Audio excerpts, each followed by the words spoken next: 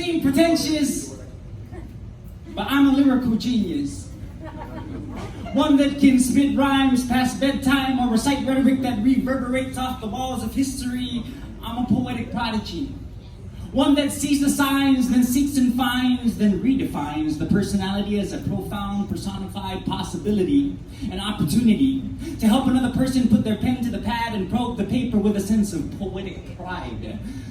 Cause if you wanna be somebody, if you wanna go somewhere, you better wake up and pay attention. Woo!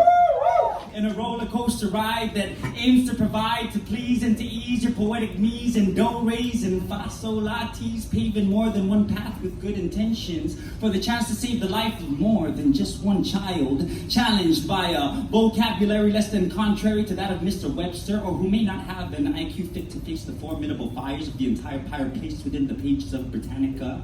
I myself must confess that I myself do not possess the literary prowess of William Shakespeare, and yes, I do lack the lax efforts of the great James Mercer Langston Hughes to create a more emotional connection with you, and it's true. I can't glue you down too, to elicit an appreciation for context clues, but everyone's a critic. Just don't criticize me for not being the cryptic coal to a flaming heart's passionate desire for more poetic prose, or the poetic pro that you expected me to be.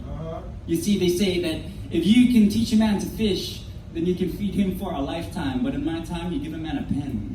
And all of a sudden, he possesses the power to raise nations to their feet at the tip of his fingers. Lingers another masterpiece that can sway the heart to the soul of a song, or tear apart the foundations of every moral fiber that is defined and refined within the walls of your mind. And never mind being tied down to the gray areas by a thin, fading fine line, because I want the last line you remember me for to be one that I spoke.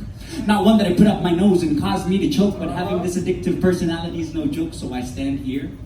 A prodigious poetic heretic, proud to hide behind personification like a simile that smiles as it alliterates an assignated afterthought aimed at acquiring an unabridged understanding of thorough thought through the thick use of thin paper. I am a sinner, called to represent those who do not throw the first stone before savoring each and every sweet, sensual, sensationally satisfying flavor of the spoken word, like the single tooth of a broken record on repeat, replaying the same saying of someone saying the same saying of someone saying the same saying of someone saying that. We poets are an acquired taste. If you don't like that, then acquire taste. So pick your poison while I drink the ink from my pen, the same one that turns my enemies into friends. And I hope you don't hate me for sharing my opinion. And even if you do, I still got you to listen. And I can fend for myself because I'm ready to send my own well-written letter of recommendation. And then I'm gonna write again. And I'm gonna write using all these poetic tools and techniques that make me poetically unique, because when I write, I fight with ink and sink back down into the promise to myself that was to always be poetically proud, to have poetic pride.